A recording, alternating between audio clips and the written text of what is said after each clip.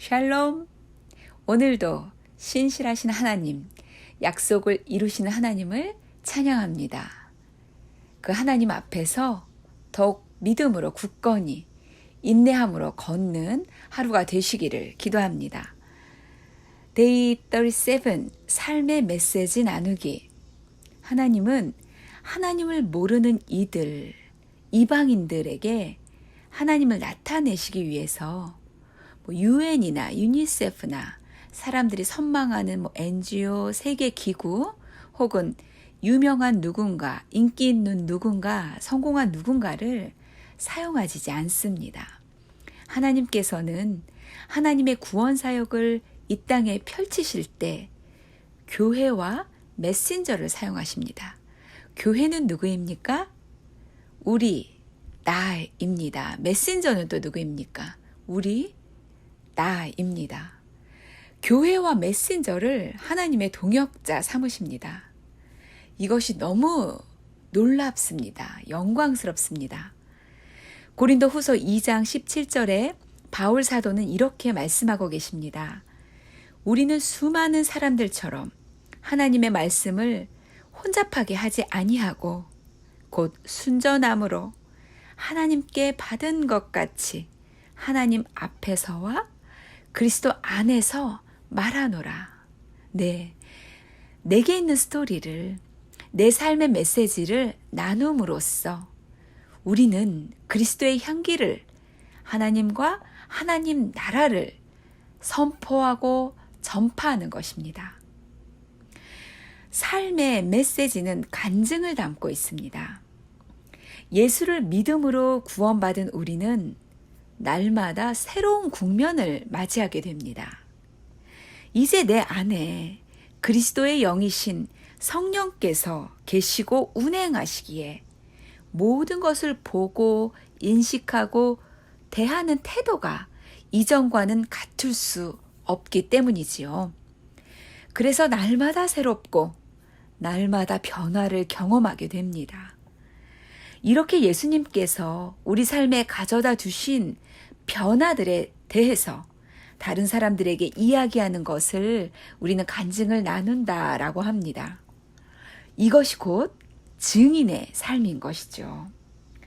내 삶에 일어난 일의 가장 정확하고 유일한 목격자, 증인은 바로 나인 것입니다.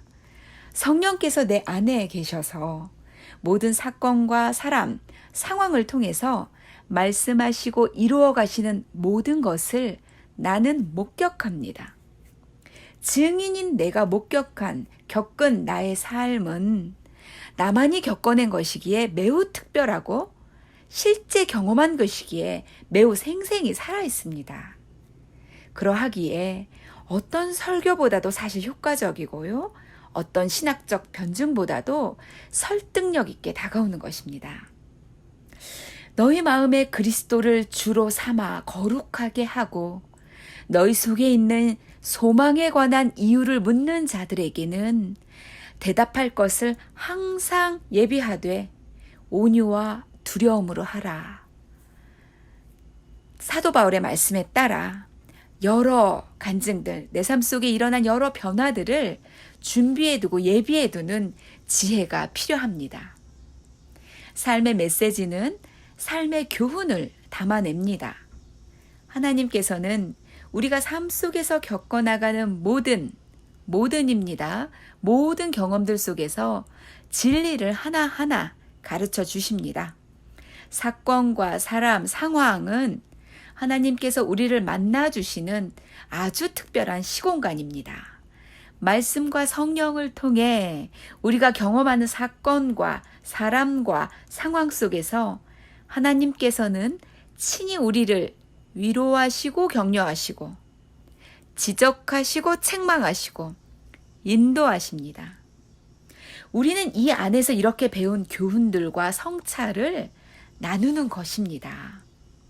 믿는 자들에게는 이러한 나눔이 서로를 세워나가는 역할을 할 것이며 믿지 않는 자들에게는 새로운 세계에 대한 호기심과 주님을 나도 만나고자 하는 소원을 불러오는 역할을 할 것입니다.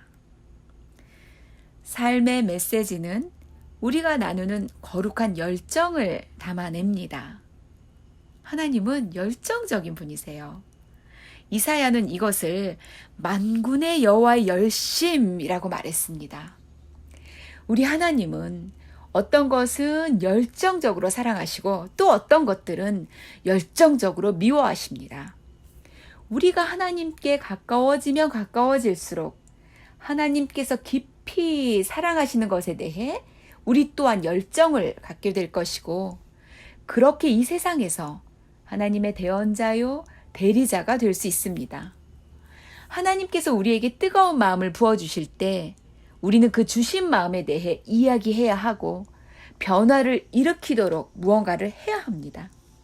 다윗은 하나님과 그 일에 대한 열정이 내 안에 뜨겁게 타오릅니다 라고, 예레미야는 당신의 말씀이 내 가슴과 내 뼛속에서 타고 있습니다.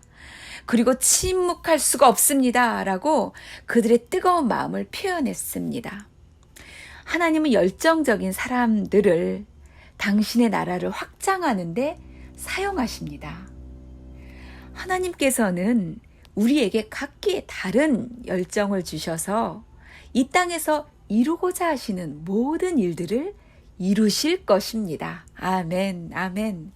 때문에 저희는 서로의 삶의 메시지를 존중하고 경청하는 그 태도가 필요합니다.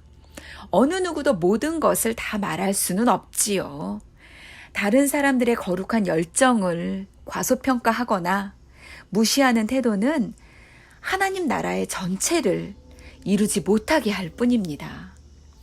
각각 주신 은사를 따라서, 각각 주신 사명을 따라서 하나님께서 주신 거룩한 열정을 다해서 각자에게 주신 삶의 메시지를 나누고 하나님을 나타내시는 우리 모두가 다 되었으면 좋겠습니다. 삶의 메시지는 복음을 담아냅니다. 복음은 우리가 예수님을 통해 우리를 구원하시는 하나님의 은혜를 믿을 때 우리의 죄를 용서하시고 삶의 목적을 갖게 되며 천국의 영원한 집을 약속받는 것입니다. 하나님께서는 사랑 안에서 모든 사람을 지으셨어요. 그렇죠? 그래서 당연히 하나님께는 모든 사람이 매우 중요합니다.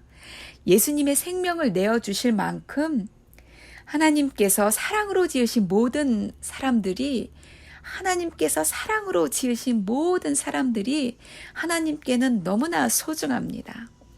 하나님께 소중하고 중요한 것이 우리에게도 소중하고 중요한 것입니다.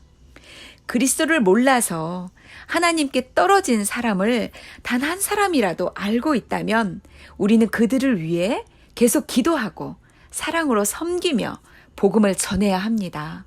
복음을 전할 수 있는 모든 기회를 최대한 활용하며 그들과 만나는 모든 순간에 아주 현명하게 행동해야 합니다. 그 모든 순간에 나는 그저 나일 뿐인 내가 아닌 것이죠. 하나님의 대리자이고 하나님 나라의 대언자인 것입니다. 하나님과 하나님 나라의 대표 선수인 것입니다. 기도하시겠습니다. 하나님 아버지, 어쩌다 저희가 하나님 나라의 대리자요, 대언자임을 깨닫는 자리까지 오게 되었습니다.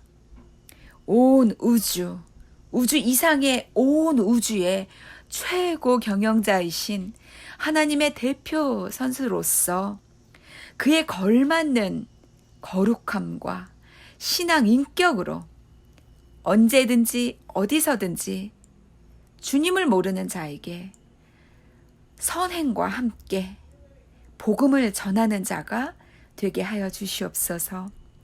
온유함과 두려움 속에서 말할 것을, 대답할 것을 늘 준비하는 자가 되겠습니다. 성령님 도와주시옵소서. 예수님의 이름으로 기도드렸습니다. 아멘.